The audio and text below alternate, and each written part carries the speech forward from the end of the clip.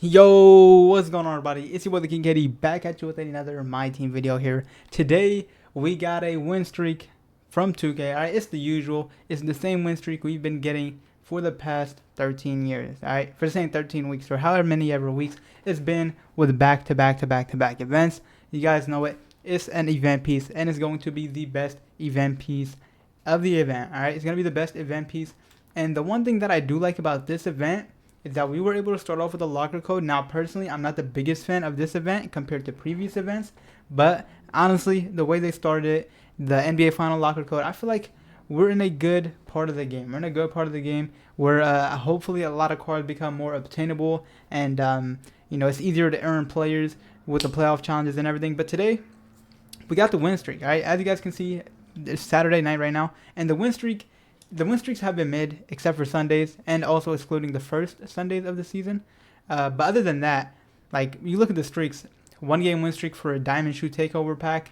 Right here, you got the random event card. But this really, I think, well, actually, I'm not sure how it is for this event, but I remember a couple events ago, like, the minimum you could get from here was a Diamond event card. But even then, those events cards aren't really worth it. I feel like every day should at least be like a Dark Matter piece. Like, imagine the event was a 5 game win streak every day for a Dark Matter piece. Or just another cool thing that they could have did was make it like a 10 game win streak that, that's in the game every day that allows you to get more event pieces, or, just stuff like that. Just stuff like that, honestly. And a 5 game gives you a 95 plus premium pack. There aren't really any good pink diamonds at this point of the year other than Pink Diamond Wemby, who is very slow now and really can't keep up. And then even the opals, like, there's not even a lot of good opals. So, like, I would say put an opal, but even an opal wouldn't even justify it for me, in my opinion. But 2K did hit us with the 5 game win streak for the GOAT event piece. All right, head over to Triple Threat Park on Sunday and start building your streak to earn these amazing rewards. They're not that amazing, but they're all right. All right, but obviously for the first game, the win 1 game, you're gonna get a champions pack. You feel me? You see the GOAT on there. No, I'm not talking about the guy in the Bulls jersey. I'm actually talking about my guy Wardell right there. All right, no glaze, no overhyping, no none of that. But right there. All right, champions pack. This is not a guaranteed pack, so you're not guaranteed to get a player from the set. But hold on. There's a chance you could pull a player from the set. Last event, the Summer Festival, the Splash Zone, actually, I ended up pulling Dark Matter, wasn't it, Vladimir Radvanovic from my pack.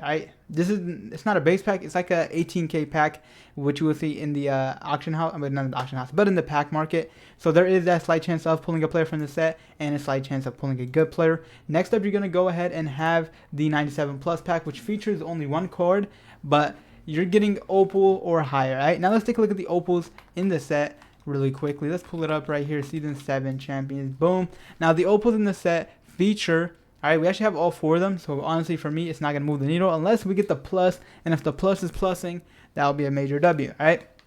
First off, in my opinion, I think this is the best one right here. Shaun Livingston. Now, it's not because I got a Warriors jersey on or I'm a Warriors fan, but his jumper is lethal. It's chicken. Every Shaun Livingston card is smooth. Like, we always get like an opal Shaun Livingston. Like last year, I remember using Shaun Livingston. He always has really nice cards, and best mid-range shooter of all time. All right, best mid-range shooter of all time. 6'7" though. All right, he's gonna give you 89 3-ball, 99 midi. Like, come on, literally 99. It should have been 100 overall rated mid-range. All right, should have been that right there. The defense is solid, but he's a 6'7" point guard. This is gonna be a budget point guard, and he's not even that cheap in the auction house. But if you do get him from your 97 plus pack, especially if you're new to the game, it's not a bad player to have. All right, Mario Ellie.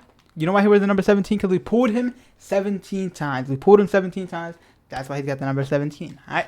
Next up, Chris Anderson.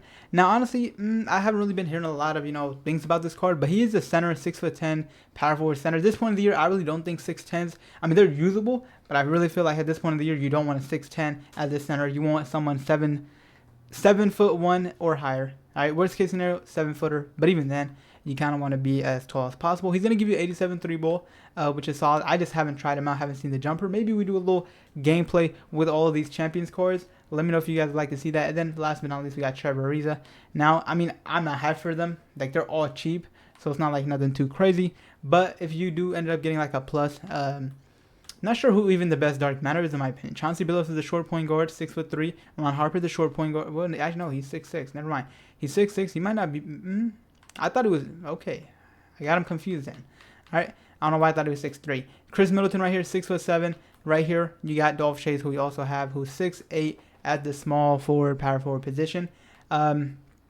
I feel like everything under 100 is not really, not really like, doesn't really have me interested, right? It doesn't really have me interested. It's really just the 100 worlds, excluding one guy, one man. But other than that, everything else is valid in my opinion. Right here, last but not least, you got the 5-game win streak for the GOAT Festival of Champions event card. The win streak is available from Sunday 8 a.m. Pacific Division time to Monday 8 a.m. All right, so if you're East Coast, it's going to be 11 a.m. to 11 a.m. All right, it's going to be that, and so on, whatever division you're in, whatever time zone you're in, that's what it's going to come down to. But hey, I feel like this is actually pretty valid. All right, there's a lot of things you could do. I did make a separate video going over the best things to use your event cards on, so make sure you go ahead and check that video out. Also, there is a locker code. Let me see if I can pull that up here. There is a locker code for another GOAT event piece, so that's already 2 GOAT event pieces that you're able to earn. All right, the locker code is right here. All right, Festival of Champions GOAT. Enter this code, available until June 20th, so you have a long time. You're new to the game.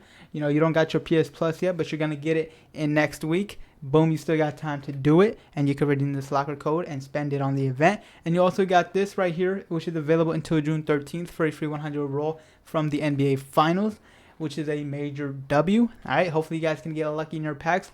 But this event, honestly, I'm not really hyped up about any of the cards here, but there are some solid cards.